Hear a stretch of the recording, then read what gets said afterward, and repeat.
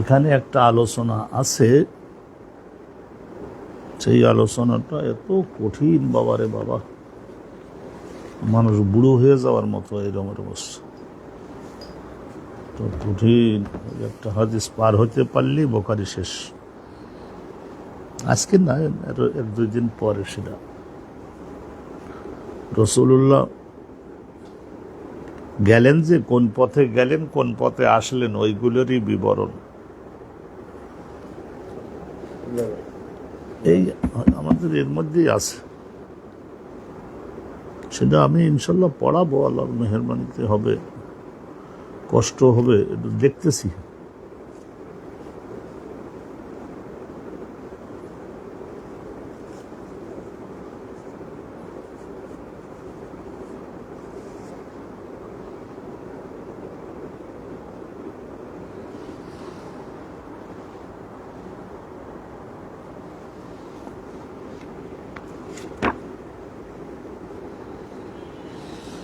হুম হুম হুম হুম হুম।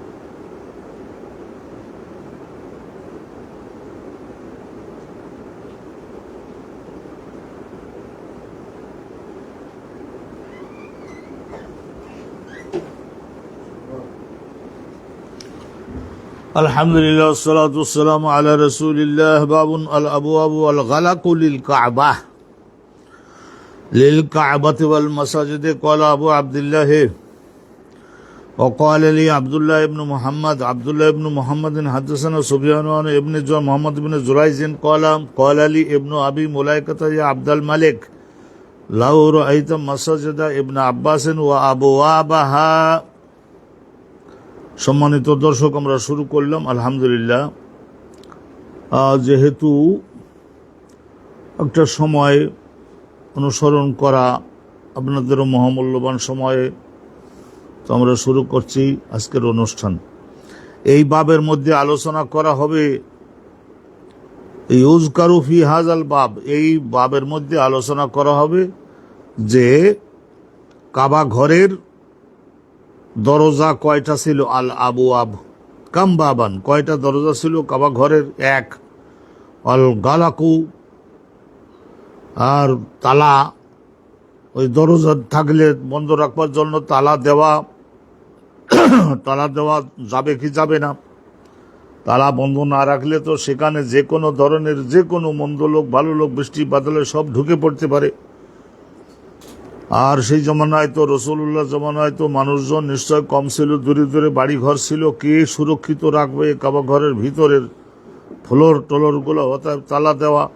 অনেকে মনে করতে পারে আল্লাহর ঘর সব 24 ঘন্টা খোলা থাকবে, যে কোনো লোক এসে ঘুমাবে। তো এখন পাখা এবং অন্যান্য কোরআন শরীফ, দামি জিনিস, জায়নামাজ, সেগুলি, দান বাক্স, কত কিছু আছে না এখানে, তো সেগুলি সুরক্ষা কি করে হবে?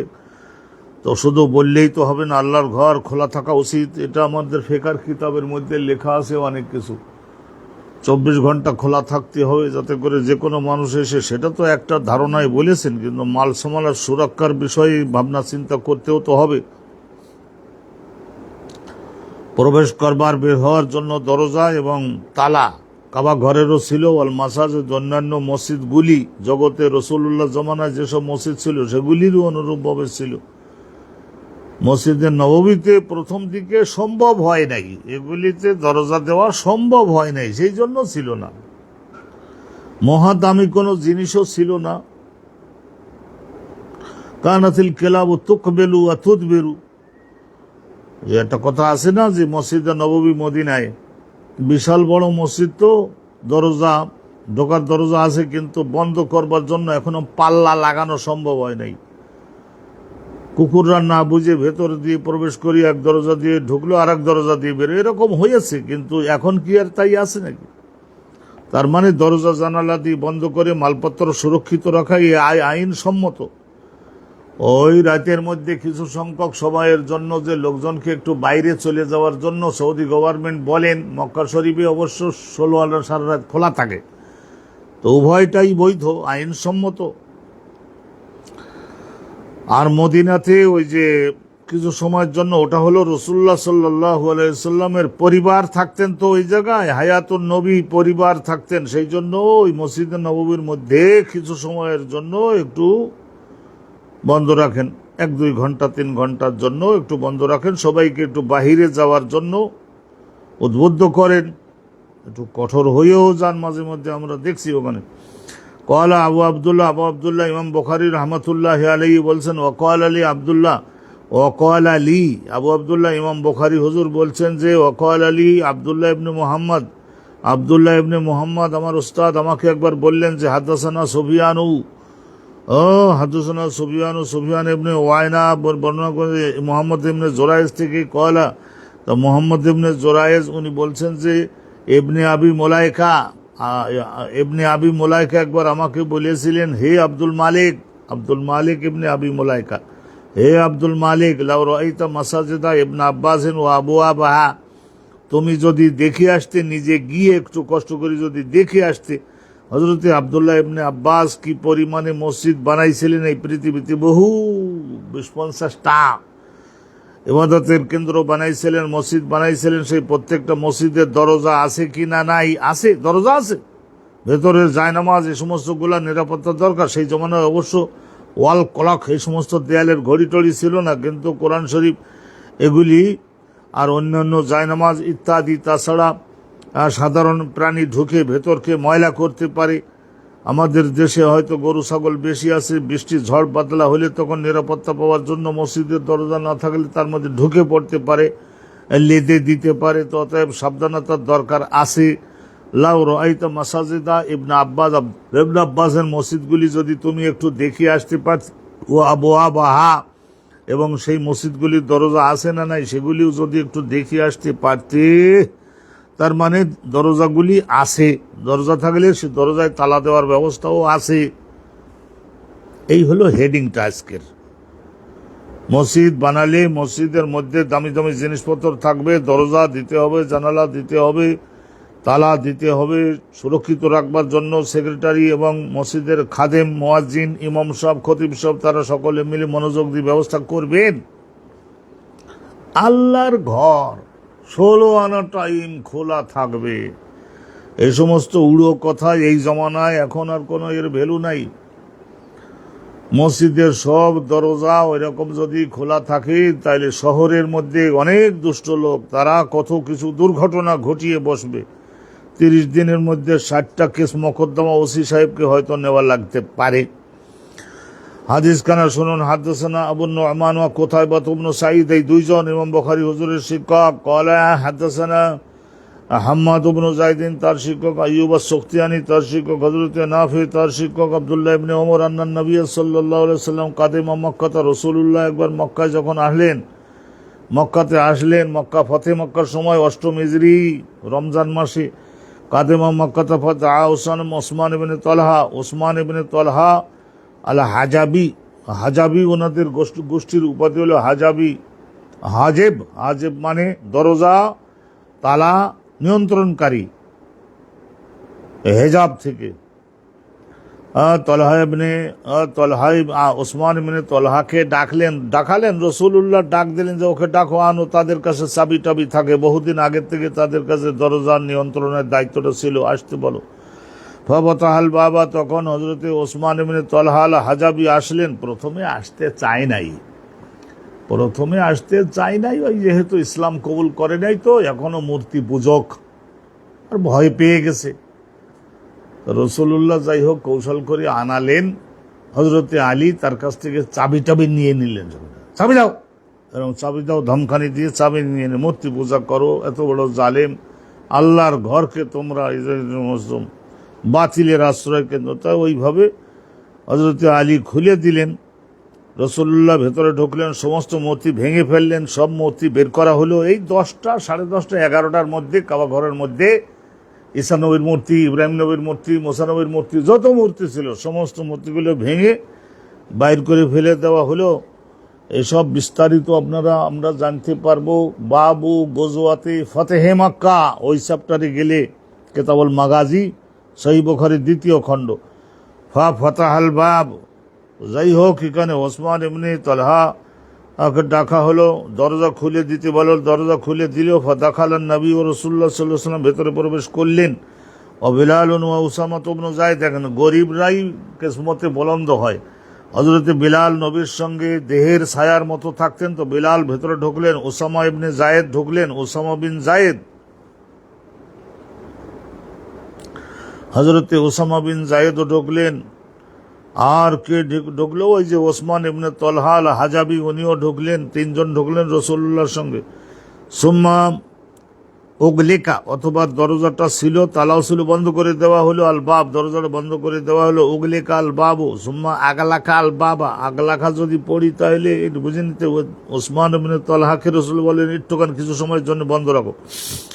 ফালাবিসাবি সাআতান, রাসূলুল্লাহ সাল্লাল্লাহু আলাইহি ওয়াসাল্লাম কাবা ঘরের মধ্যে কিছু সময়ের জন্য থাকলেন, হতে পারে আধা ঘন্টা বা 40-45 মিনিট বা 1 ঘন্টা হতে পারে।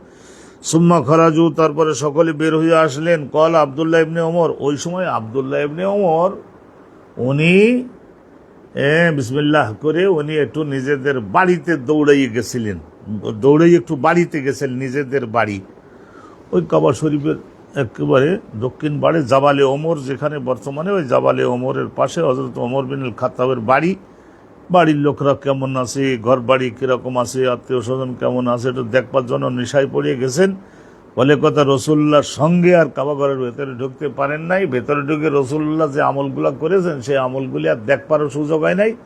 কিন্তু গরিব মানুষ, ওই যে আব্দুল্লাহ ইবনে ওমর, না এই যে হযরতে বিলাল আর উসামা বিন যায়েদ, এই 2 জনের কিন্তু ভাগ্যে হয়ে গেল ভেতরে নবীর সঙ্গে ঢুকে দেখার।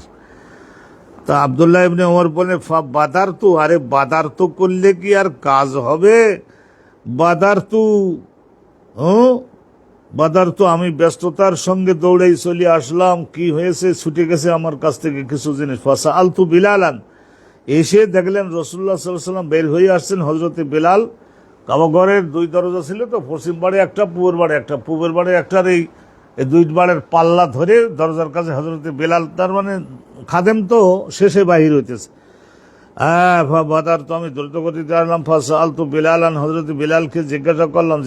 বিলালের কাছেই তো মহতাজ বানাইয়ে ছাড়লেন আল্লাহ রাব্বুল আলামিন, বাড়ি দেখতে গেলেন কেন? ফাসা আলতু বিলালান, বিলালকে জিজ্ঞাসা করলাম যে রাসূলুল্লাহ কি কাবা ঘরের মসজিদের মধ্যে ঢুকে কি কাবা ঘরের মধ্যে নামাজ আদায় করেছেন? ফাসা আলতু বিলালান, হযরত বিলালকে জিজ্ঞাসা করলাম আমি। ফাকালা সাল্লা ফিহি, রাসূলুল্লাহ সাল্লাল্লাহু আলাইহি ওয়াসাল্লামের সম্পর্কে হযরত বিলাল বলেন, হ্যাঁ, মসজিদের মধ্যে নামাজ পড়েছেন 2 রাকাত। কিরম? ওখানে 4টা খুঁটি আছে, এই ছাদের সঙ্গে লাগানো, ফ্লোরের সঙ্গে লাগানো 4টা খুঁটি। তা এখন ওই মদিনার দিকে যদি মুখ করে দাঁড়ায় তাহলে বাম পাশে 2 খুঁটি আর ডান পাশে 2টা খুঁটি। তা বাম পাশের যে 2টা খুঁটি, ওই 2টা খুঁটির মাঝখান বরাবর দাঁড়াইয়ে উত্তর দিকে মুখ দিয়ে, মদিনা হলো উত্তর দিকে মুখ দিয়ে আল্লাহর নবী 2 রাকাত নামাজ আদায় করেছেন। বলে এটা কি নামাজ? আরে এটার শুকরিয়ার নামাজই ধরেন।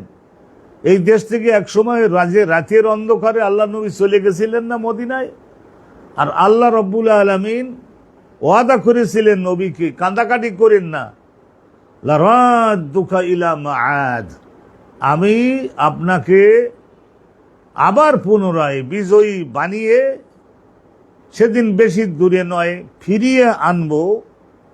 লারাদ্দুকা ইলা মাআদ, এখানে মাআদ বলতে আদা ইয়াউদু, বারবার ফিরে আসে মানুষ, যেখানে মাআদ বলতে মক্কা শরীফ। তো আল্লাহ রাব্বুল আলামিন আনলেন, তো শুকরিয়া আদায় করবেন না নবী?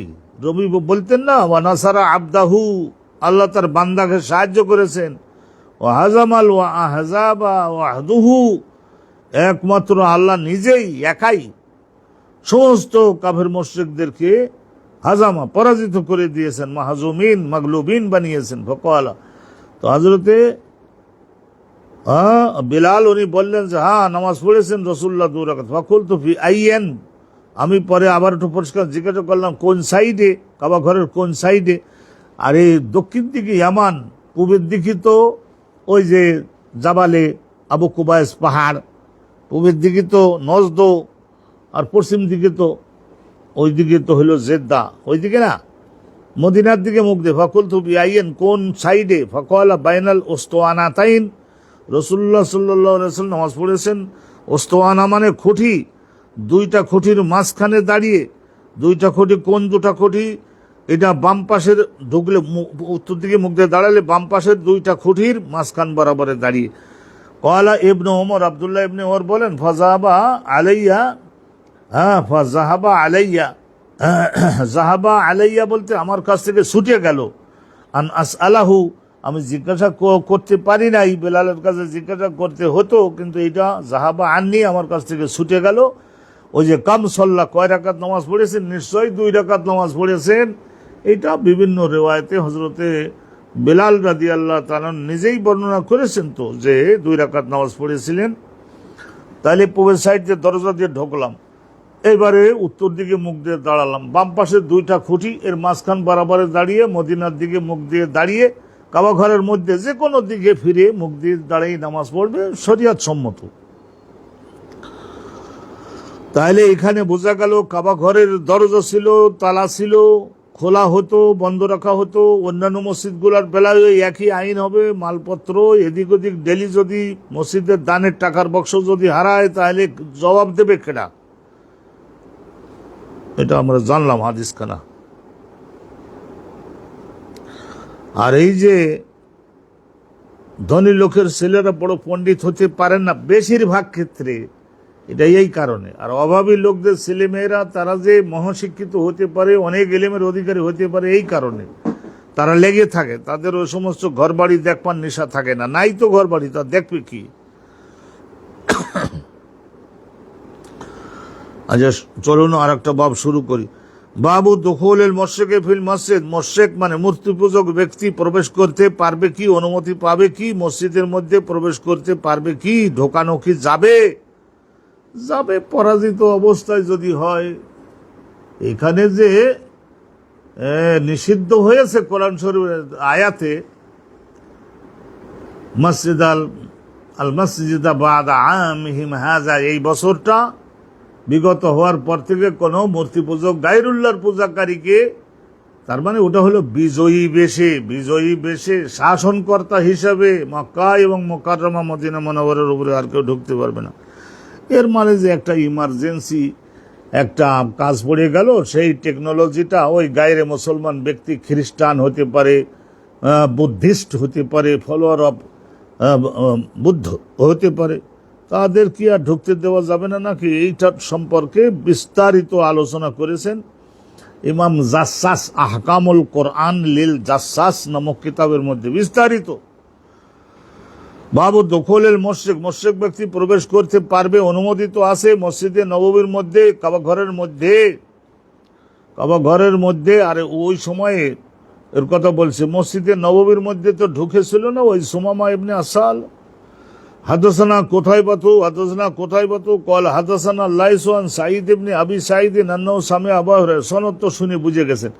ইমাম বুখারীর শিক্ষক কোথায়বা, তার শিক্ষক লাইস বিন সাদ, তার শিক্ষক সাঈদ ইবনে আবু সাঈদ, তার শিক্ষক হলো আবু হুরায়রা। তিনি বলছেন যে বাআসা রাসূলুল্লাহ সাল্লাল্লাহু আলাইহি ওয়াসাল্লাম খাইলান, রসুল্লাহ 10-15 জনের একটা অশ্বারোহী যুবকদের একটা বাহিনী পাঠালেন, বললেন যে নজদের ওই এলাকায় যাও, ওই এলাকায় গিয়ে ওই বনু হানিফা গোত্রের ওখানে তোমরা, আমাদের বহু সাহাবীকে তারা হত্যা করেছে, ইসলাম প্রসারে গেছিলেন, তাদের হত্যা করেছে, তাদের ওখান থেকে ওই হত্যাকাণ্ডের নেতৃত্ব দানকারী, তার নাম সুমামা, তাকে বন্দি করে আনবার জন্য তোমরা কৌশল অবলম্বন করো। রসুল্লাহ বলেছেন আর কোনো কথা আছে? কেবালা নজদের দিকে নজদের দিকে গেলেন। এটা হলো রিয়াদের দক্ষিণ এলাকায়, বর্তমান সৌদি আরব রাজধানী রিয়াদের দক্ষিণ এলাকায়, ইয়ামান দেশের উত্তর এলাকায়। ফাজাত বে রাজুলিন, একজন ব্যক্তিকে ধরে আনা হলো, বনু হানিফা গোত্রের লোক উনি ছিলেন, ইউকালুলাহু সুমামা ইবনে ওসাল। সুমামা ইবনে ওসাল নাম তার, ইসলাম কবুল করছিলেন, অথবা এখন সুমামা নাম রাখতে পারেন, ওসাল নাম রাখতে পারেন। ওসাল মানে ঝাউ গাছ। তো এগুলির নাম আরবি শব্দ হলেও রাখতেও পারেন, না রাখতেও পারেন। তো সুমামা বিন ওসালকে বন্দি করে আনা হলো। ফারাবাতুহু, রাসূলুল্লাহর অনুমতি ক্রমে সাহাবাগণ তাকে বন্দি করে রাখলেন। বেসারিয়াতিন মিন সাওয়ারিয়াল মসজিদ, মসজিদে নববীর একটা খেজুর গাছের বড় খুঁটির সঙ্গে দড়ি দিয়ে বেঁধে রেখে দিলেন চামড়া দিয়ে। তখনকার আমলে যুগ তো আর থেমে থাকে নাই, প্লাস্টিকের দড়ি কোথায় পাবে? তারা চামড়ার দড়ি, গাছের ছাল দ্বারা বানানো দড়ি, এই সমস্ত দড়িতে বাঁধলেন। তাহলে একটা মুশরিক এখনো ইসলাম কবুল করেনি, মসজিদে নববীর মধ্যে তাকে তো প্রবেশ করানো হলো বানবার সুবিধার জন্য। ওখানে তো আর বাহিরে অত আম গাছ কাঁঠাল গাছ তো নাই যার মধ্যে বেঁধে রাখবে।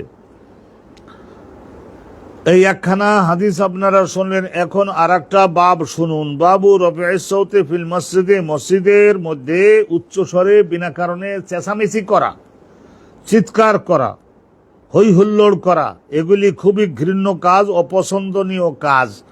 কথাবার্তা বলতে হবে খুবই নিয়ন্ত্রিত শব্দে কথাবার্তা যদি বলা লাগে তাহলে বলতে হবে, কিন্তু খুব নিয়ন্ত্রিত শব্দে, অনুচ্চ শব্দে, আদবের সঙ্গে।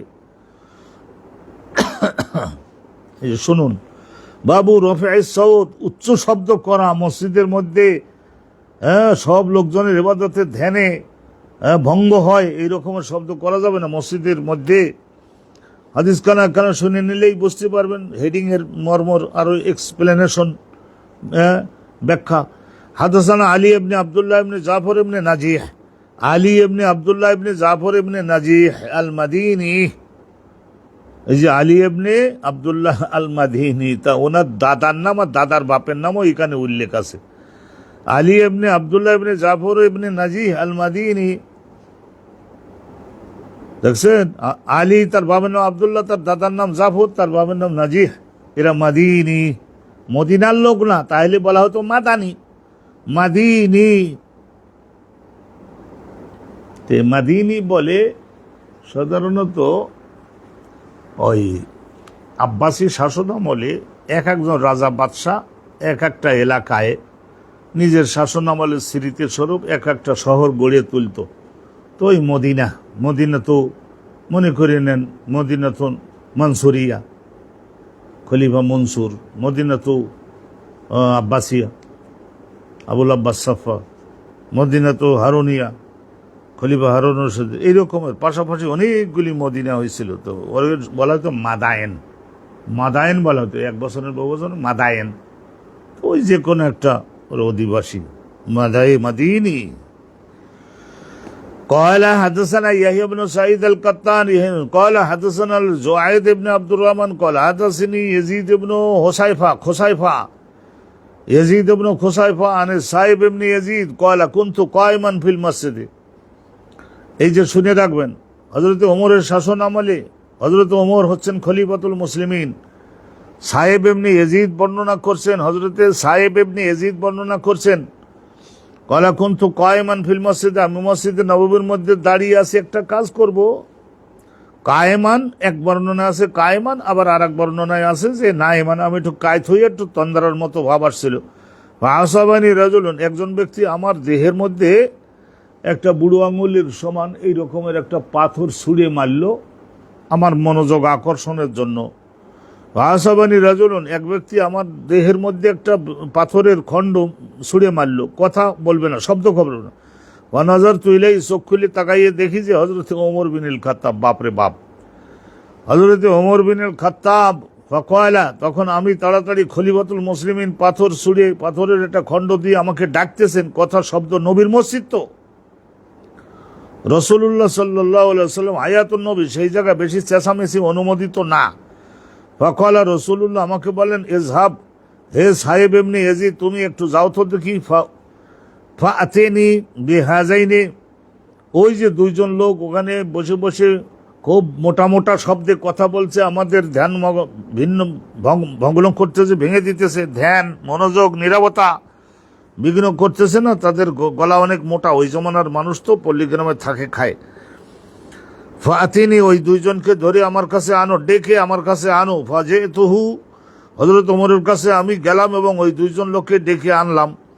হজরত ওমর তাদের জিজ্ঞাসা করলেন যে মেম্মান আনতুমা, মেম্মান কোন গোত্রের লোক ভাই আপনারা দুজন, অথবা জিজ্ঞাসা করেছিলেন মিন আয়না আনতুমা, কোন এলাকা থেকে আসছেন। বিশাল মুসলিম সাম্রাজ্য, 2 কোটি বর্গ কিলোমিটারের মতো এলাকা, মিশর, সুদান, আলজেরিয়া, নাইজেরিয়া থেকে শুরু করে ওই আফ্রিকা মহাদেশের সব দেশ, তো একবার মরক্কো, তিউনিসিয়া পর্যন্ত সব দেশ, আর এদিকে আফগানিস্তান, খোরাসান, তুরস্ক থেকে শুরু করে, কথা বুঝতে পারলেন না, আরব আমিরাত থেকে শুরু করে এই যে আল্লাহ তাআলার মেহেরবানি, এগুলি ইয়ামান দেশের ওই পর্যন্ত, আর এদিকে সুদান, হাবাসা টাবাসা সব মিলিয়ে 2 কোটি বর্গ কিলোমিটারের চাইতে বড় দেশ। মেম্মান আনতুমা, কোন গোত্রের লোক আপনারা দুজন, অথবা বলেছেন তোমরা আপনারা দুইজন কোন এলাকা থেকে এসেছেন। কয়লা মিন আহলে তায়েফ, তখন ওই দুইজন বুঝে পারে নাই তো তখন তারা বলছে যে আমরা তায়েফের অধিবাসী। তায়েফ তো অনেক দূর, মদিনার থেকে অনেক দূর না, অনেক দূর। তো রসুল্লাহ জিয়ারাতে আসছি। কয়লা, তো হজরত ওমর বললেন, লাউ কুনতুমা মিন আহলিল বালাদ, এই শহরের অধিবাসী যদি আপনারা দুজন হতেন, লা আউজাআতুকুমা, তাহলে আপনাদের দুজনকে কষ্টদায়ক শাস্তি দিতাম। কষ্টদায়ক শাস্তি হজরতে ওমরের মাঝে মধ্যে একেবারে যদি প্রয়োজন না দেখা দেয় তাইলে তো না, কিন্তু মাঝে মধ্যে ওনার ওই শাসনকর্তা হিসেবে যে দণ্ড, এই দণ্ড, ওনার হাতে লাঠি থাকতো, তো লাঠি দিয়ে সপাং সপাং করে কয়েকটা কষে দেওয়ার মতন, যাতে করে মানুষজন, বলেছিলাম না অত রহমত দ্বারা দেশ চালনা করা যায় না, আমাদের আলেম হুজুররা যে পারল না, যে কারণে আমরা কঠিন হতে পারি না। লাউজাআতুকুমা ওয়াজআউন, মানে যন্ত্রণাদায়ক শাস্তি আপনাদের দুজনকে দিতাম, কিন্তু বিদেশি মানুষ জানেন না, শোনেন না, সেই জন্য আপনাদের। তারপরে কি অপরাধ, সেই তারপর আনে আসওয়াতাকুমা ফি মসজিদে রাসূলুল্লাহ, রাসূলুল্লাহর এই মসজিদের মধ্যে আপনারা নিজেদের কণ্ঠস্বর অনেক উঁচু করেছেন, যেটা সম্পূর্ণ কবিরা গুনাহ এবং নিষিদ্ধ।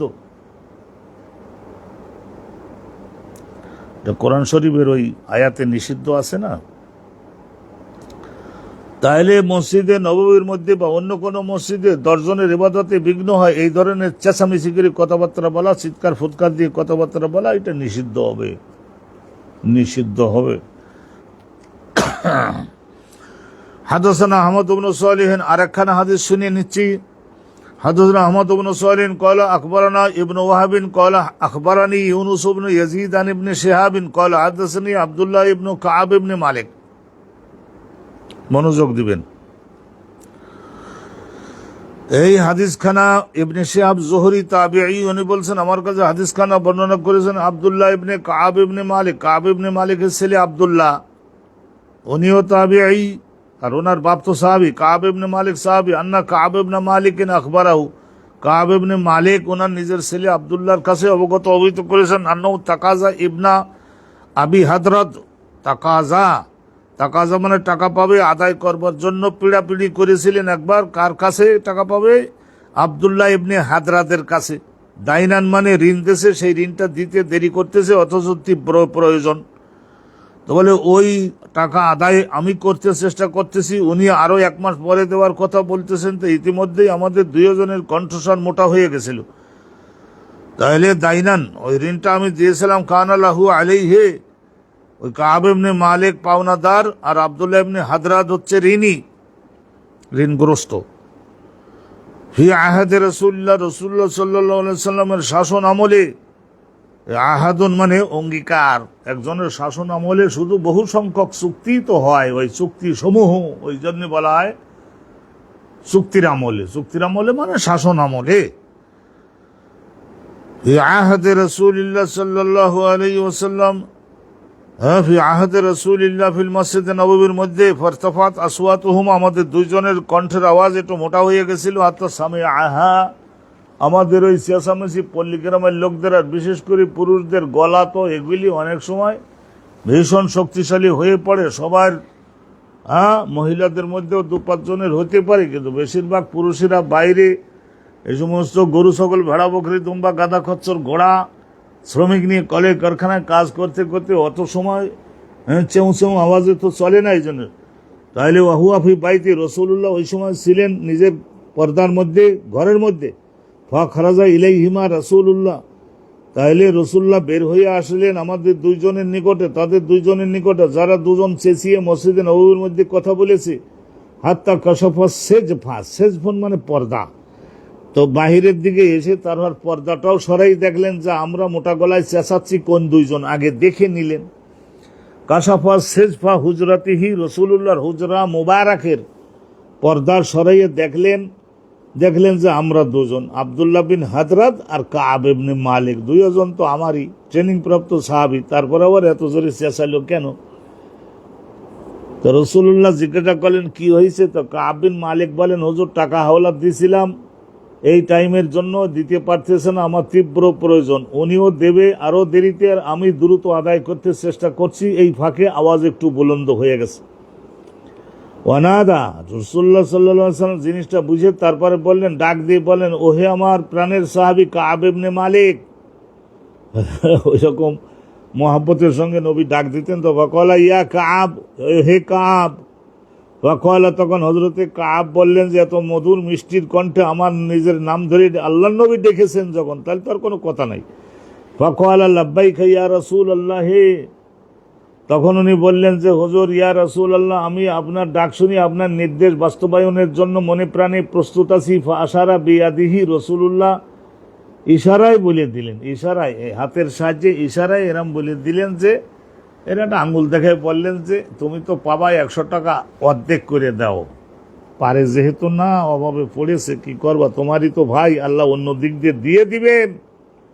ফাআশারা বিয়াদিহি, নবী পাক সাল্লাল্লাহু আলাইহি সাল্লাম এইরকম হাতের সাহায্যে ইশারা করলেন, তার মানে অর্ধেক দিয়ে দাও, অর্ধেক করে দাও। ফাআশারা বিয়াদি, হাতের সাহায্যে ইশারা করলেন, আন দাইসাতরা, ক্ষমা মার্জনা করো, ক্ষমা মার্জনা করো। মিন দাইনেকে, দাইনেকা, তোমার যে পাওনা ঋণ, 100 যদি হয় 50 দেবে, 200 যদি হয় 100 দেবে, অর্ধেক ক্ষমা।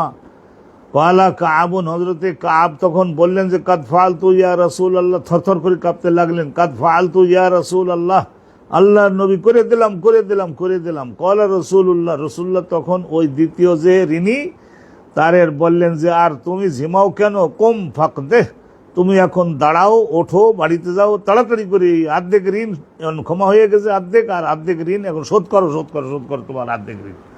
তা যাই হোক, এখান থেকে জানা গেল যে মসজিদ নববীর মধ্যে 2টা হাদিসের থেকে ওই তাইফের 2জন লোক আর এই 2জন লোক, এনারা 2জন লোক তো উসওয়া শব্দে আমাদের রাসূলুল্লাহ সাল্লাল্লাহু আলাইহি ওয়াসাল্লামের তিরস্কারের সম্মুখীন হয়েছেন। ফেরেশতারাও বকাবকি করেন। মসজিদ নববী তো এই ধরনের নেহায়েত জরুরি জিনিস হলে তখন তো একটা ইয়ে করতে হবে।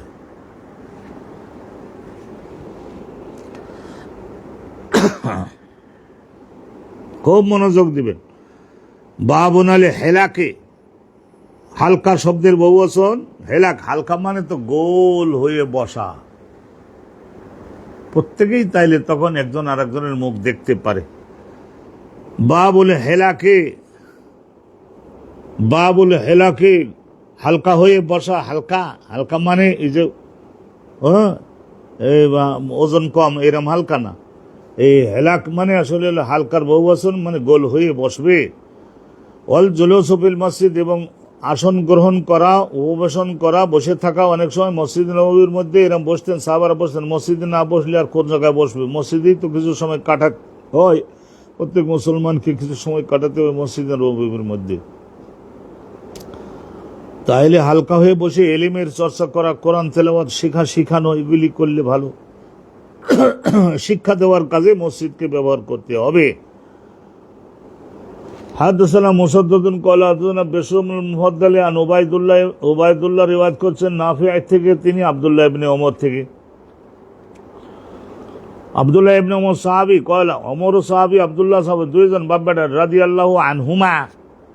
ক্বালা সাআলা রাজুলুন নবী, একজন ব্যক্তি একবার জানতে চাইছিল, জিজ্ঞাসা করছিল রাসূলুল্লাহ সাল্লাল্লাহু আলাইহি ওয়াসাল্লামের নিকটে, ওয়া হুয়া আলাল মিম্বারে, ওই সময় নবী পাক সাল্লাল্লাহু আলাইহি ওয়াসাল্লাম মিম্বারের উপরে ছিলেন। মিম্বারের উপরে অনেক সময় রাসূলুল্লাহ বসতেন, কি জন্য? যাতে করে সব সাহাবী দেখতে পারেন রাসূলুল্লাহকে, সব কালের নিকটে যাতে রাসূলুল্লাহর কণ্ঠের জ্যোতির্ময় আওয়াজটা যাতে পৌঁছে যায়। ওয়া হুয়া আলাল মিম্বারে মা তারা ফি সালাতিল লাইল ইয়া রাসূলুল্লাহ সাল্লাল্লাহু আলাইহি ওয়াসাল্লাম, আমরা রাতের নামাজের ব্যাপারে একটু মাসলা বলে দেন, হে আল্লাহর নবী।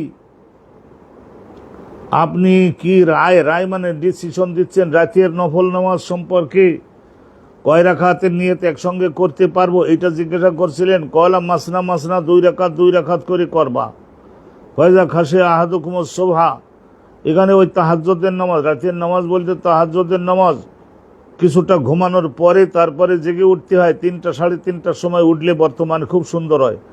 মাসনা মাসনা, 2 রাকাত করে পড়বা। ফাইজা খাসে আহাদুকুমুস সুবহা, তারপরে 2 রাকাত করে নামাজ পড়তে পড়তে যদি কেউ যদি এরকম প্রবলভাবে আশঙ্কা বোধ করে যে সবে হয়ে গেছে সাল্লা ওয়াহিদাতান, তাহলে শেষে ওই 2 রাকাতের সঙ্গে আরো 1 রাকাত জুড়ে বেজোড় বানিয়ে দেবে। ওটা হলো আল্লাহর একটা হুকুম ছিল যে হে নবী আমার, আমি দিনের শেষে একটা মাগরিব দিলাম 3 রাকাত, 2 রাকাত হলো শুকরিয়ার বাবদ, আর মরণের কালে যাতে তাওহীদ বেজোড় ওই 1টা রাকাত, ওই জন্যই তাওহীদটা যাতে মনে ভালোভাবে বসে যায়, সেই জন্যই ওই 1টা রাকাত।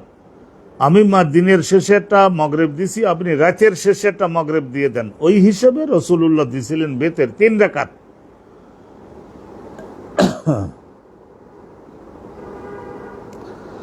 তাহলে ফাইজা খাসিয়া আহাদুকুমুস সুবহা সাল্লা ওয়াহিদাতান ফা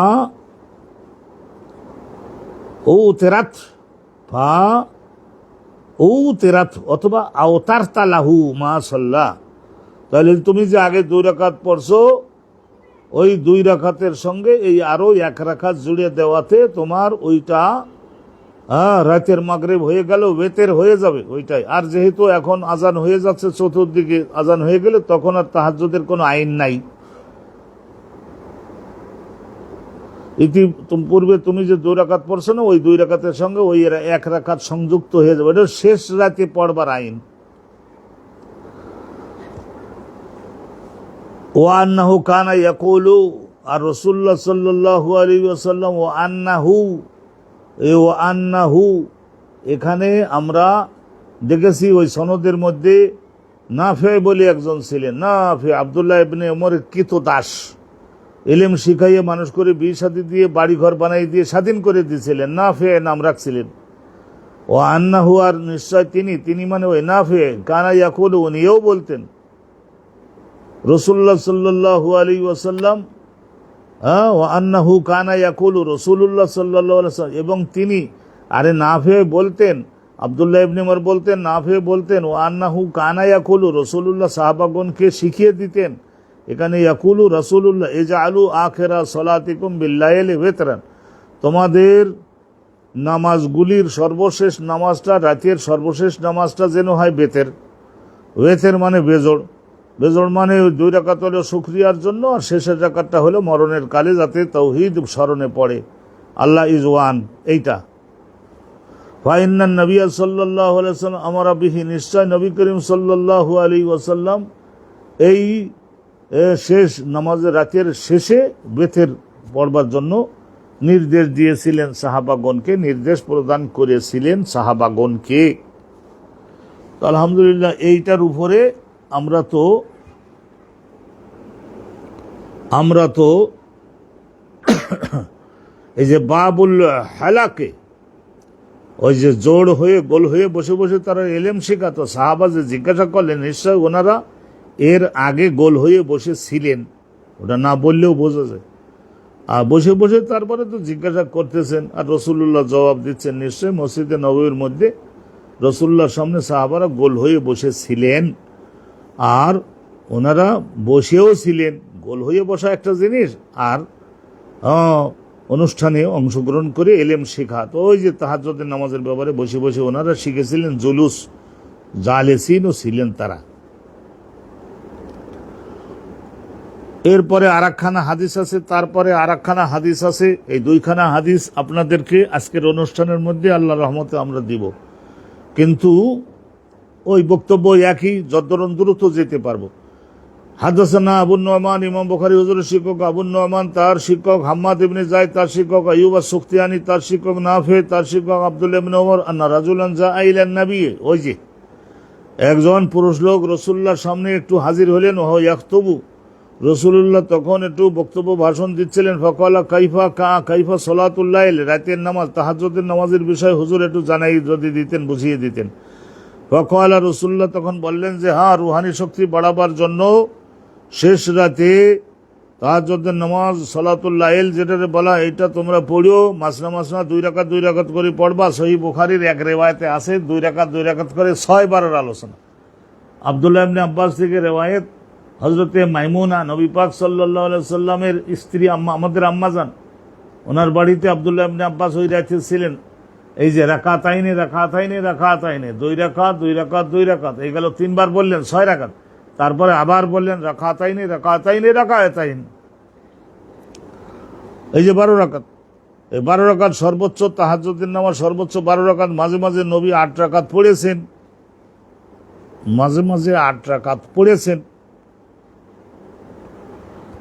আর মাঝে মাঝে 4 রাকাতও পড়েছেন। কিন্তু আম্মাজান বলতেন না, আয়েশা সিদ্দিকা, যে হাত তাইলে কি পরিমাণে লম্বা, আর কি পরিমাণে রুকু, কি পরিমাণে সেজদা, কি করে বলবো? মাসনা তো ওই প্রশ্ন করলো, রাতের নামাজ তাহাজ্জুদ নামাজ 2 রাকাত করে। ফয়জা খাসিতা, যখন তুমি দেখবা, প্রবল আশঙ্কা বোধ করবা যে পূবের আকাশ ফর্সা হয়ে যাচ্ছে, সোবহা, তখন তো আর এইরকম হাতের ঘড়ি, দেওয়ালের ঘড়ি ছিল না। ওই মোরগ টোরক যদি ডাক দেয়, বিশ্ব প্রকৃতির মধ্যে অনেক কিছু চিহ্ন নিদর্শন প্রকাশিত হয় না, যখন তুমি প্রবলভাবে আশঙ্কা বোধ করবে যে সবে সাদেক হয়ে গেছে, আওতের বে ওয়াহেদা, তাহলে এখন বেতেরের নামাজ 1 রাকাত পড়ো। আর যদি এইরকমভাবে খাসিতা, এখানে আছে এজা খাসিতা সোবহা ফাওতের বে ওয়াহেদা তুতিরুহু, তার মানে এই শেষের একটা রাকাতকে বেতের হিসেবে কাউন্ট করে দিবা তুমি, এই একটা রাকাতকে বেতের হিসেবে ধরে দেওয়া লাখা তোমার জন্য। মাখাত সল্লাইতে, ডান বাড়ের আগের ওই 2 রাকাতের সঙ্গে যুক্ত হয়ে 3 রাকাত হয়ে বেজড় হয়ে যাবে, বেজড় নামাজ। মরণের সময় আল্লাহ ইজ ওয়ান, এই কথাটা আল্লাহ প্রবলভাবে মনে করাই দেবেন। ওয়াকাল ওয়ালিদ ইবনে কাসির বলেছেন, হাদাসানি উবাইদুল্লাহ ইবনে আব্দুল্লাহ ইবনে উমর হাদাসাহুম আন্না রাজুলান নাদান নাবিয়্যা ওয়া হুয়া ফি আল মসজিদ। এইটা গেছে হাদিস। নাদা মানে ডাক দিয়ে জিজ্ঞাসা করা। আল্লাহর নবী তো লক্ষ লক্ষ বাপের চাইতেও, কোটি কোটি বাপের চাইতেও আদর মহব্বত রাখতেন। সাহাবাগণকে ডেকে তো নিশ্চয় জিজ্ঞাসা করে শিখে নেবে। তো এখন ওই যে ওখানে গেছে না, গোল হয়ে বসা, আর মসজিদের মধ্যে কিছুটা উপবেশন করা, এলেম শেখবার চেষ্টা করা, এই যে একটা জিনিস বলেছিল, ওই হাদিসখানা এখন পড়লে আপনারা বুঝতে পারবেন। এই হাদিসখানা কিতাবুল ইলমের মধ্যে বিগত হয়েছে। হাদাসানা আব্দুল্লাহ ইবনে ইউসুফা ক্বালা আখবারনা মালিকুন ইমাম আন ইসহাক ইবনে আব্দুল্লাহ ইবনে আবি তলহা। এই যে আবু তলহা, আনাস বিন মালিকের মার সঙ্গে ইনার বিয়ে হয়েছিল না, তারপরে একটা ছেলে হয়েছিল আব্দুল্লাহ, তার ছেলে ইসহাক, ভালো করে ধরবেন। আন ইসহাক ইবনে আব্দুল্লাহ ইবনে আবি তলহা আন্না আবু মুররা, হ্যাঁ, ওনার নাম ছিল ইয়াজিদ, আবু মুররা। আন্না আবা মুররা মাওলা আকিল ইবনে আবি তালিব, আবু মুররা ইয়া হজরতে আকিল ইবনে আবি তালিব, হজরত আলীর ভাই ছিল, ছোট ভাই। মাওলা আকিল ইবনে আবি তালিব এর মাওলা বলতে কিনে এনে স্বাধীন করেছে। আগেকার জমানার মুসলমানরা এরকম কিনে এনে স্বাধীন করে দিত। আবার অনেক সময় যুদ্ধের ময়দানের থেকে বিজয়ী হইলে তখন ভাগ পেত, তো বন্দিনীদের সেখান থেকে কিছুদিনে রেখে স্বাধীন করে দিত, ধর্মদিন শিখাইয়ে স্বাধীন করে দিত। মাওলা বলা হয়। মাওলা শব্দের প্রায় 10-15টা অর্থ আছে। আমাদের দেশের আলেম ওলামাগণকে আমরা বলি না মাওলা, না, মাওলা মানে মোতাওয়াল্লি, তত্ত্বাবধায়ক। দেখভাল করেন যিনি ইসলামী বিষয়ে আমাদেরকে। মাওলা না, না মানে আমাদের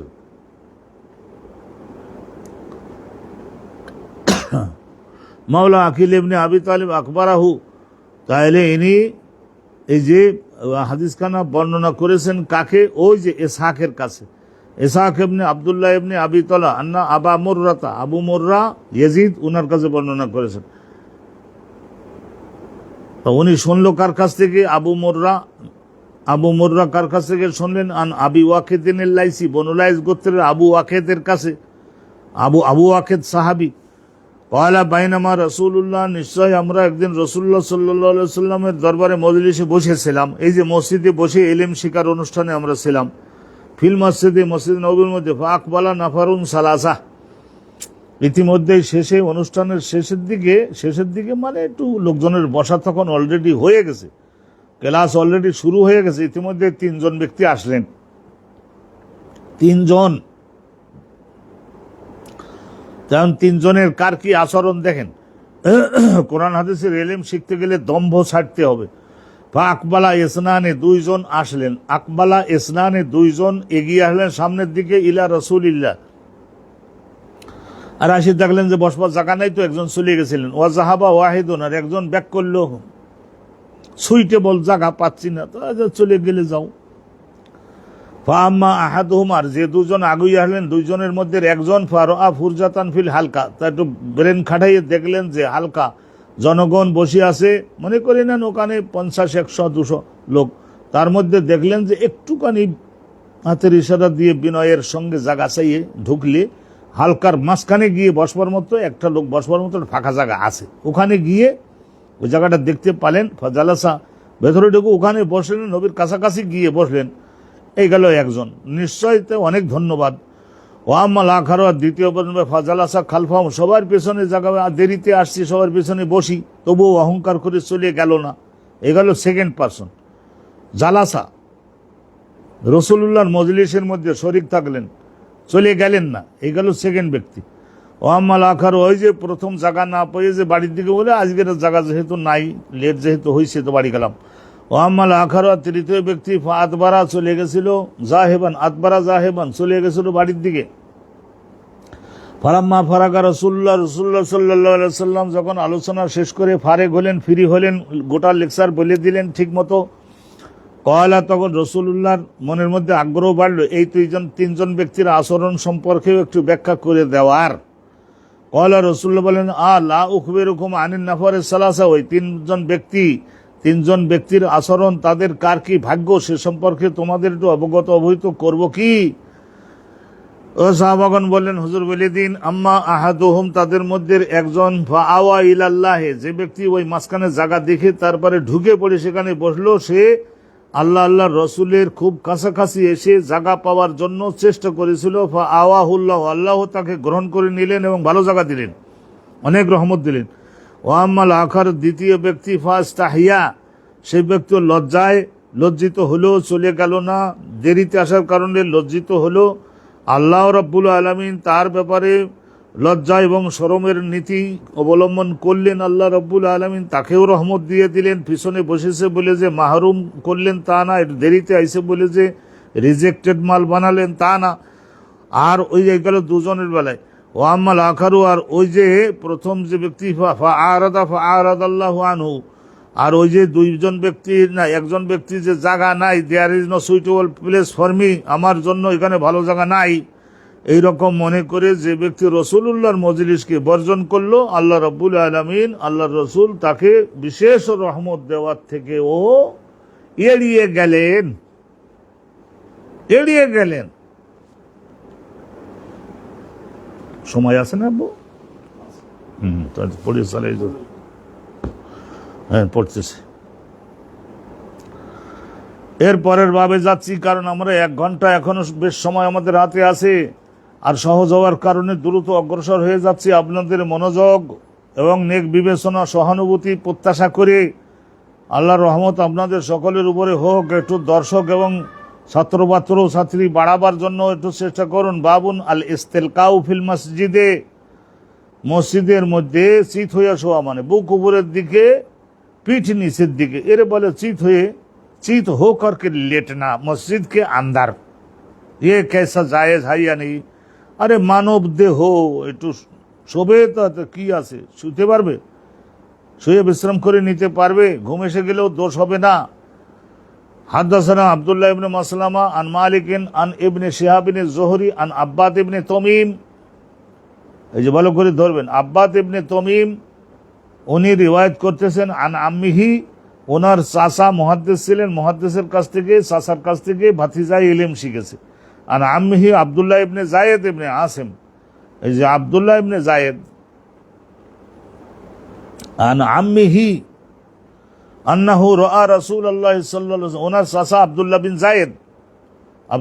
জায়েদ আন্নাহু রাআ রাসূলুল্লাহ, রাসূলুল্লাহকে একবার উনি দেখছিলেন মুস্তালকিয়ান, আল্লাহর নবী একটু পিঠ মোবারকটাকে মাটির সঙ্গে লাগিয়ে আল্লাহ রসুলের সিনা মুবারক বুক মোকরম আল্লাহর আরশের দিকে দিয়ে মুস্তালকিয়ান এরকম ভাবে শুয়ে রয়েছেন, ফিল মসজিদে শীত হয়ে শুয়ে রয়েছেন, ফিল মসজিদে নববীর মধ্যে।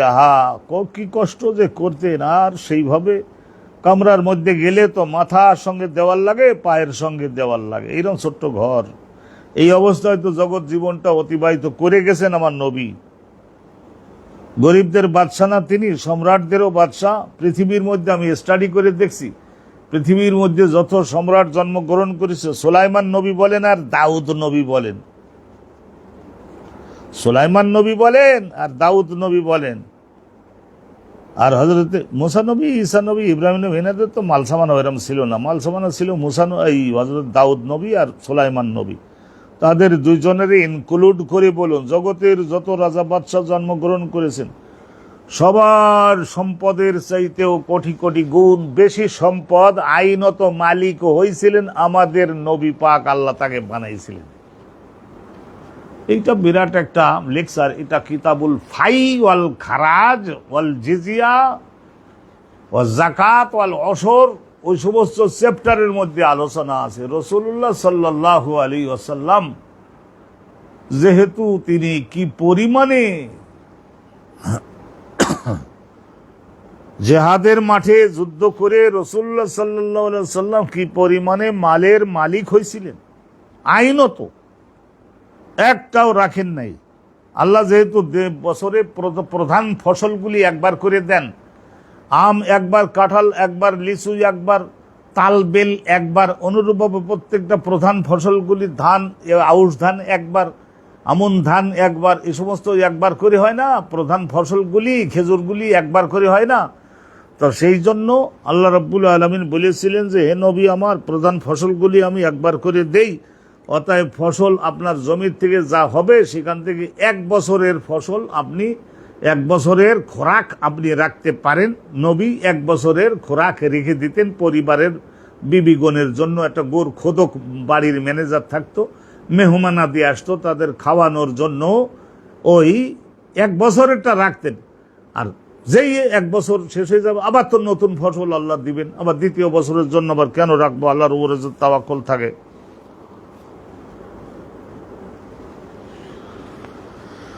মসজিদে নববীর মধ্যে আল্লাহর নবী এইভাবে পিঠ নিচের দিকে দিয়ে, বক্ষ আল্লাহর দিকে দিয়ে, মুখ আল্লাহর দিকে দিয়ে রাসূলুল্লাহ ঘুমাইছিলেন। ওয়াদে আন ইহদা রিজলাইহি আলাল উখরা, নবী করিম সাল্লাল্লাহু আলাইহি ওয়াসাল্লাম স্থাপন করেছিলেন ইহদা রিজলাইহি, 2 কদম মোবারকের, 2 পা মোবারকের একখানা, আলাল উখরা দ্বিতীয় আরেকখানার উপরে, লম্বালম্বি দিয়ে একখানা পাকে রেখেছেন আর একখানা পায়ের উপরে।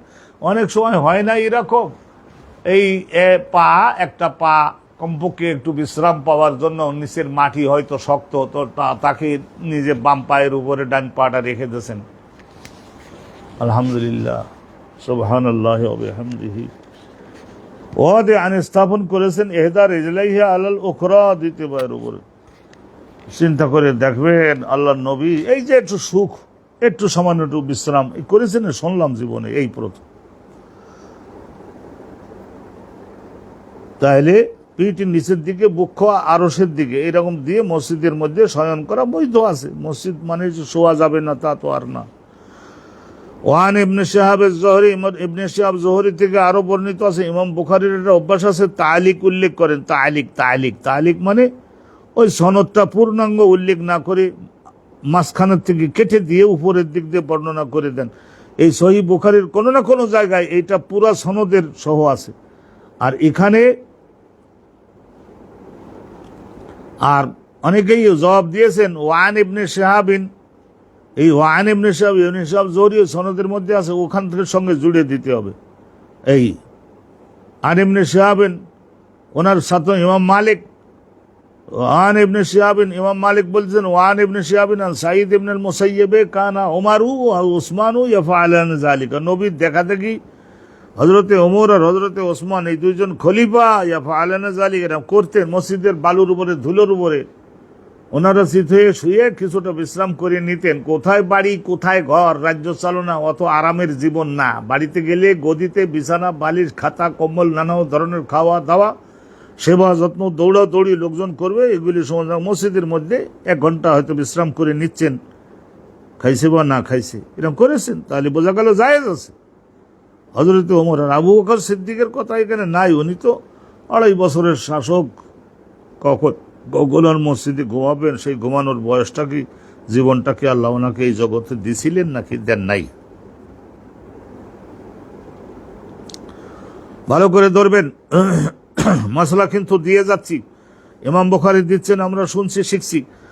বাবুল মসজিদে এখন ফি তারিকে মিন গায়রি দারারিন বিন্নাস। আর এই হাদিসটা খুব মজার হাদিস, এটা মনোযোগ দিয়ে শুনুন না, তাহলে কি হলো, একটা মসজিদ প্রতিষ্ঠিত করা এখন ফি তারিক, লোকজনের চলাচলের রাস্তার একেবারে প্রান্ত ঘেঁষে, রাস্তার একেবারে তীর ঘেঁষে, প্রান্ত ঘেঁষে, কর্নারের ঘেঁষে একটা মসজিদ বানানো।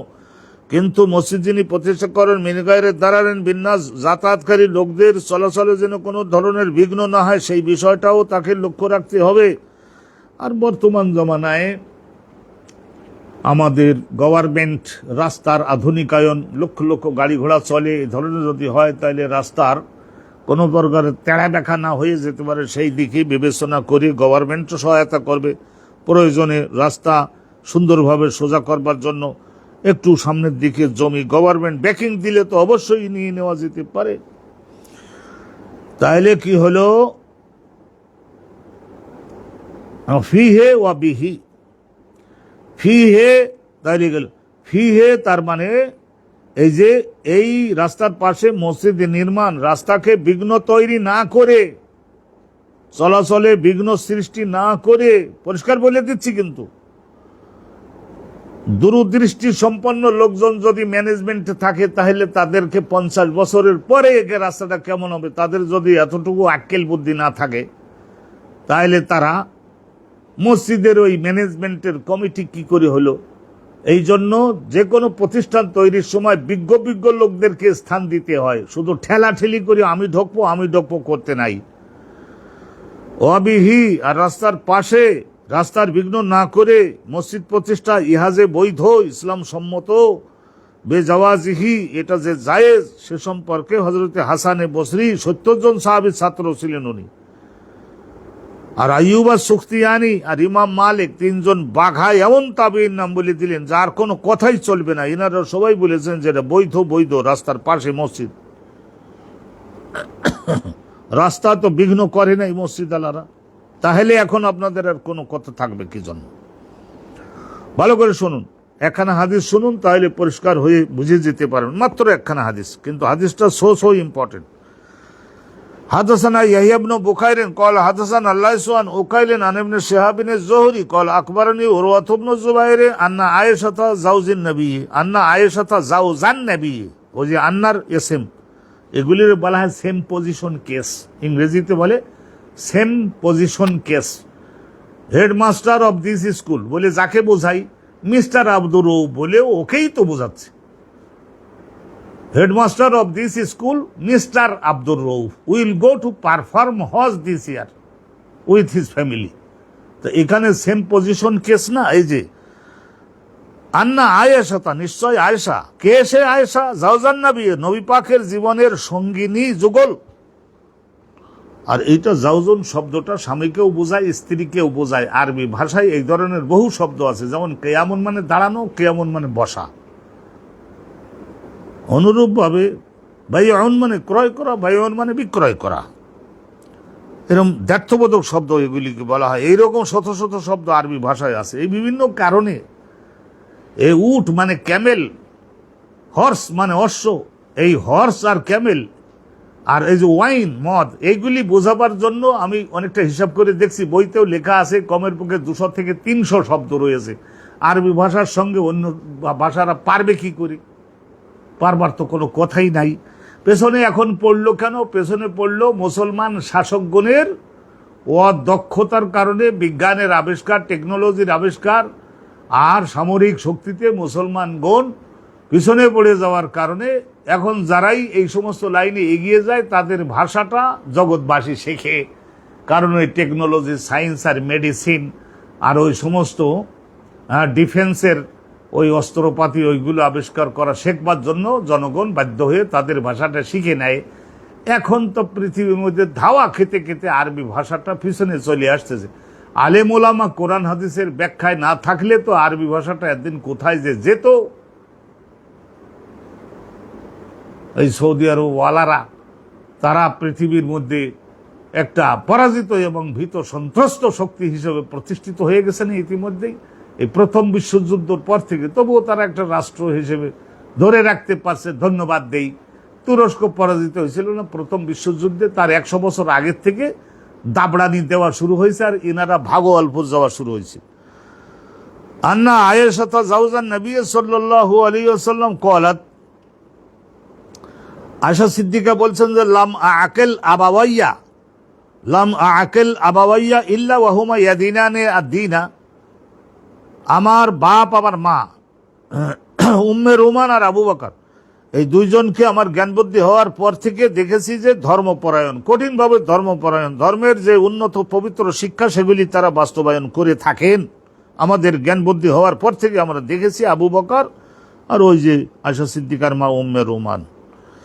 ওয়ালাম ইয়ামুরু আলাইনা ইয়াউমুন, ঘটনা বলছেন যে আর যতদিন গেছে প্রত্যেক দিনের মধ্যে হয় সকালের সাইডে নাই বিকালের সাইডে রাসূলুল্লাহ আমাদের বাড়িতে একটু আসতেন। ইল্লা ইয়াতিনা ফিহি রাসূলুল্লাহ সাল্লাল্লাহু আলাইহি সাল্লাম তরফায়েন নাহার, দিবসের হয় প্রথম অংশে না শেষের অংশে, বুকরাতান ও আশিয়াতান, সকালের অংশে বা বিকালের অংশে হুজুর আসতেন। আবু বকর সিদ্দিকের টানে আসতেন, বুদ্ধি পরামর্শ করতেন। সুম্মা বাদা আলে আবি বকরিন, এরকম আস্তে আস্তে আবু বকর সিদ্দিকের কলবের মধ্যে আল্লাহর ইমানের নূরটা রাসূলুল্লাহ প্রবেশ করিয়ে দিতে সক্ষম হলেন। বয়স্কদের মধ্যে আবু বকর সিদ্দিক, তরুণদের মধ্যে হযরতে আলী, মহিলাদের মধ্যে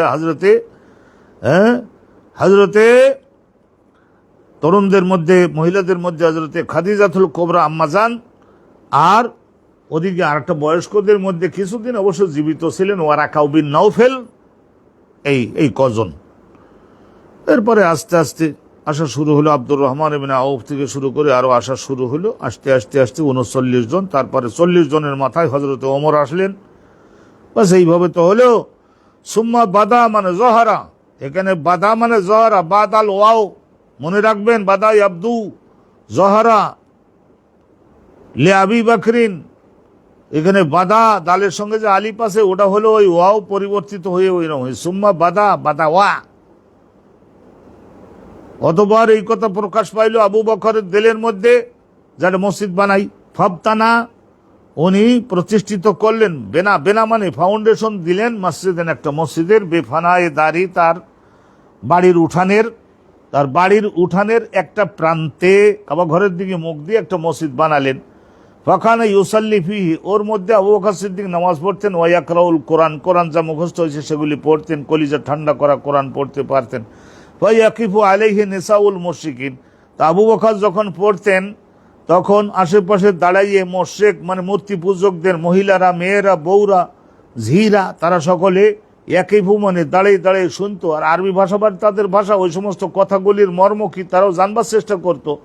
ও আবনাহুম, তাদের ছেলেরা, যুবকরা, ইয়া আজাবুনা মিনহু, এই সমস্ত বক্তব্য আবু বকর সিদ্দিকের মুখ থেকে শুনে তারা আশ্চর্য হতো এবং ঝুঁকে পড়তো, আটটু শুনি আটটু বসি, এইভাবেই তো প্রচারটা ব্যাপকতর করতেন। ওয়ায়ানজুরুনা ইলাইহি, আবু বকর সিদ্দিকের দিকে তারা তাকিয়ে থাকতেন এই বৃদ্ধ লোকটা কিভাবে কান্দাকাটি করে। ওয়াকানা আবু বকরিন রাজুলান বাক্কা, আবু বকর সিদ্দিকের নরম দিল ছিল, রাজুলান বাক্কা, খুব কাঁদতে পারতেন, কান্দার অভ্যাস ছিল ওনার খুব। নরম দিল যাদের হবে তাদের এই ধরনের কান্দার অভ্যাসটা, ওয়ালা ইয়ামলিকু আইনাইহি, নিজের চোখকে নিয়ন্ত্রণ করতে পারতেন না, চোখে দিয়ে অশ্রু প্রবাহিত করে দিতেন। এজা কারাল কোরআন, যখন কোরআন পড়তেন আর ওর মর্ম বুঝে যেতেন, আফজা, ভীত করে ফেলল, আশঙ্কায় ফেলে দিল, ভয় ভীতির মধ্যে ফেলে দিল আবু বকর সিদ্দিকের কান্দা আর কোরআন শরীফ পড়া, নামাজ পড়িয়ে জনগণকে দেখানো যে এতে ঝুঁকে পড়ে কিনা, আমাদের ছেলে মেয়ে বউ বাচ্চারা যুবকরা ঝুঁকে পড়ে কিনা আবু বকরের ধর্মের দিকে, ওই যে নতুন যেসব ইবাদতগুলা গ্রহণ করছে সেইগুলার দিকে। আফজা, ফাজাউন, ভীতির মধ্যে ফেলে দিল, আখাফা, ভীতির মধ্যে ফেলে দিল আবু বকরের এই কর্মসূচিগুলি, কৌশলগুলি। আশরাফা কোরাইশিন, কোরাইশ সম্প্রদায়ের নেতৃবৃন্দ তারা সকলে মনে করলো আস্তে আস্তে আমাদের ছেলেরা, বউরা, মেয়েরা, ঝিরা, বয়স্করা, অল্প বয়সীরা সবাই ঝুঁকে পড়বে। তো দেখা যাচ্ছে আবু বকরের এ সমস্ত কারণে বলে না যে দিন কবুল করো, কিন্তু আমল করে ওই দেখে দেখে। কোরাইশুন, আশরাফা কোরাইশিন মিনাল মুশরিকিন, তারা মূর্তি পূজক, কিন্তু তাদের বহু সংখ্যক বসে বসে 1 ঘন্টা 2 ঘন্টা বসে বসে শুনতেছে মাগরিবের থেকে ঈশা পর্যন্ত। ঘুমাইতে যাবি না, না না আরেকটু শুনি আসি, আরেকটু শুনি আসি। আস্তে আস্তে ওই তো তারা ভাষা তো জানে, আর সহজবোধ্য ভাষায় তো কোরআন শরীফ নাজিল হয়েছে। তো সেই হিসাবে আলহামদুলিল্লাহ কাফের মুশরিকরা তারা তখন ওই কথা বলেছিল যে আমরা তোমাকে এই মসজিদ এখানে নামাজ পড়তে পারবা, কিন্তু এই সমস্ত করতে পারবা না। এরপরে আর একটা বিরাট ঘটনা আছে, সেই ঘটনাটা আপনারা ইতিপূর্বে শুনেছেন, আলহামদুলিল্লাহ ইতিপূর্বে আপনারা শুনেছিলেন। আল্লাহ পাক রব্বুল আলামিন রহমত করুন আমাদের আজকের, বেশ আল্লাহ পাক রব্বুল আলামিন অনেকটা রহমত দান করেছেন, অনেক দূর আমরা অগ্রসর হয়ে আসতে পারছি। আর এই সহজে ইনশাল্লাহ আস্তে আস্তে আপনাদেরও ধারণ ক্ষমতা বাড়বে। দেখা যাবে যে এক দিনে 2 সাফা করে আমরা যদি যেতে পারি কিতাবুস সালাতটা পার করতে পারলে, কিন্তু এরপরে আমরা কিন্তু কিতাবুজ যাকাতটা গোটা রমজানে আমরা আলহামদুলিল্লাহ আপনাদের জ্ঞাতে নিয়েছি। সালাতের পরে এই যে যাকাতটা বাদ দিয়ে তখন আমরা ওই যে সিয়ামের মধ্যে, হজের মধ্যে চলে যাব। তারপর আস্তে আস্তে দেখবেন ইবাদত পার হয়ে যে তারপরে শুরু হবে জগৎ। আলহামদুলিল্লাহ জগতে শক্তিশালী হওয়ার জন্য, আর্থিকভাবে শক্তিশালী হওয়ার জন্য, সরকারকে শক্তিশালী করবার জন্য কিরকম গুরুত্বপূর্ণ আলোচনা আপনাদের জন্য আছে। কিন্তু নদীটা যাতে বহমান থাকে সেই জন্য আপনাদের কাছে আর্জি করি যে একটু সাবস্ক্রাইব করুন, এই লাইক শেয়ারটা দিন, আর দয়া করে ওই যে আর কি কি যে আপনারা বলেন ইংরেজিতে, তো আমরা তো সেই আমলের মানুষ, 50 বছর পর্যন্ত ঢাকা শহরে ইসলাম প্রচারের কাজের সঙ্গে চেষ্টা করে যাচ্ছি। আল্লাহ দয়া করুন। আজকের এ পর্যন্ত রাখলাম। আখিরু দাওয়ানা আনিল হামদুলিল্লাহি রাব্বিল আলামিন। আসসালামু আলাইকুম ওয়া রাহমাতুল্লাহি ওয়া বারাকাতুহু।